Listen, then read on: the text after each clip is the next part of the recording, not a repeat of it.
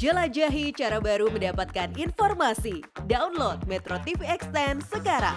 Sejumlah pihak menilai tidak tepat jika pemerintah memberikan remisi atau pengurangan masa hukuman kepada narapidana kasus korupsi. Timbul kekhawatiran tidak adanya lagi efek jera dari para pelaku rasuah di kemudian hari. Untuk membahas polemik ini sudah bergabung bersama kami ada Koordinator Masyarakat Anti Korupsi Indonesia atau MAKI, Boyamin Saiman. Mas Boyamin, selamat sore. Selamat sore Kevin dan seluruh pemirsa Metro TV.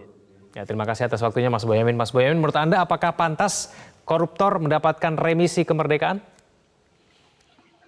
Ya, cita-cita kemerdekaan dan proklamasi itu kan di dalam Undang-Undang Dasar 45 adalah menghapuskan segala bentuk penjajahan.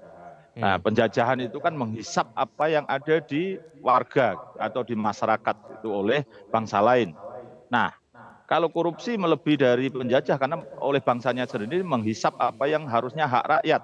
Jadi sebenarnya nggak layak. Kalau hari raya mungkin layak lah karena memaafkan. Tapi kalau kemerdekaan itu sangat tidak layak dan ini mencederai semangat kita memperingati hari kemerdekaan. Ternyata kita malah memberikan ampunan atau pengurangan remisi atau apapun bentuknya kepada napi koruptor yang satu menghisap hak-hak rakyat, kedua ya berkhianat karena mereka ini kan rata-rata penguasa yang dalam notabene terutama yang DPR atau yang pejabat publik itu kan katanya dalam sumpah jabatan mengemban amanat rakyat dan kemudian mensejahterakan rakyat. Tapi dengan korupsi itu kan sudah mengkhianati, pecah amanah lah istilahnya. Jadi ya tidak layak kalau remisi terhadap pelaku-pelaku korupsi ini sebenarnya gitu kan.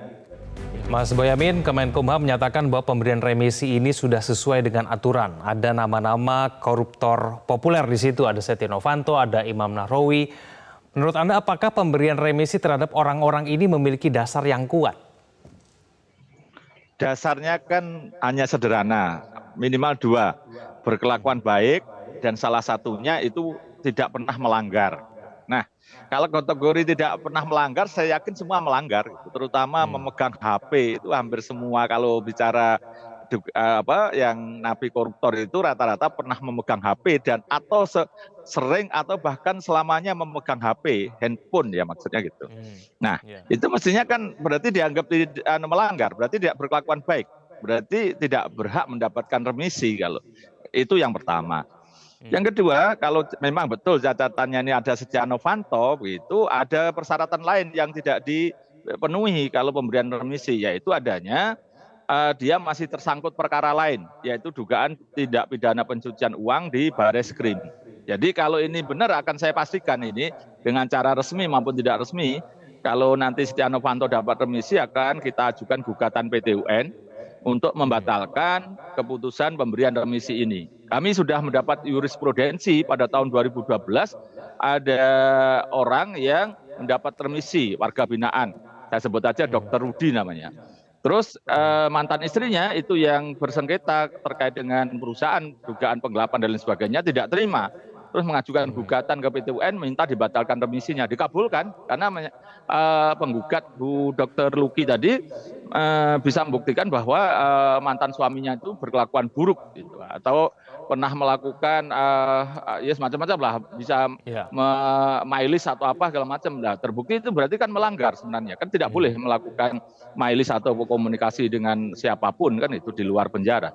Nah, itu saya akan jadikan pedoman nanti untuk mengajukan gugatan ini karena apa? Pak Setia Novanto setahu saya masih tersangkut perkara tindak pidana pencucian uang di Bareskrim yang terkait dengan korupsi EKTP. Nah, itu yang akan saya uji nanti, Kevin. Oke, Mas Boyamin, terakhir, apakah dengan pemberian remisi ini berarti kejahatan korupsi ini tidak diberlakukan sebagai kejahatan luar biasa? Ya, hukuman ringan, masih dapat remisi, nanti bebas bersyarat, terus nanti bisa jadi dapat gerasi gitu. Ya, ini nampaknya tidak ada perlakuan yang istimewa lagi. Jadi nampaknya korupsi dianggap kejahatan biasa seperti nyopet di pasar, ini yang sangat kita prihatinkan. Sisi lain tata kelola pemerintahan pun semakin buruk, misalnya ya macam-macam tender pemerintah itu diduga sekongkol, terus kemudian beberapa masih ada OTT KPK, kereta api misalnya gitu. Jadi ini sesuatu yang dari sisi di tata kelola pemerintahan yang amanah gitu, yang baik itu juga tidak tercapai.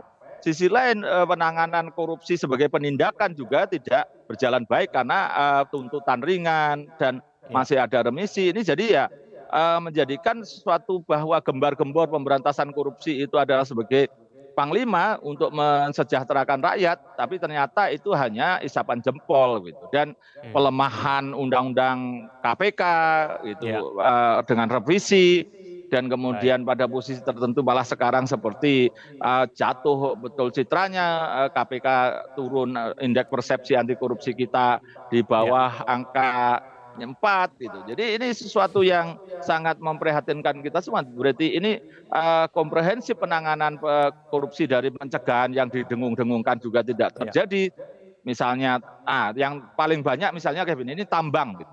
Kemarin ternyata bobol 5,6 juta nikel ke Cina gitu. Bahkan Cina aja mengaku itu. Kita katanya malah itu bukan nikel tapi hanya pasir besi segala macam bla bla. Ini kan sesuatu yang sangat ternyata setelah saya telusuri itu ternyata itu adalah terkait dengan smelter, katanya mengaku mau minta duit untuk smelter tapi tidak buat smelter. Terus juga kemudian diturunkan gridnya gitu. Jadi ini banyak hal yang kemudian menurut saya korupsi semakin merajalela. Pemberantasannya juga tidak bagus, remisi dan sebagainya, ya mudah-mudahan negara tidak segera bubar aja, Kevin. Terima kasih. Baik, terima kasih Mas Boyamin Saiman telah bergabung bersama kami di Metro hari ini. Selamat sore, Mas Boyamin.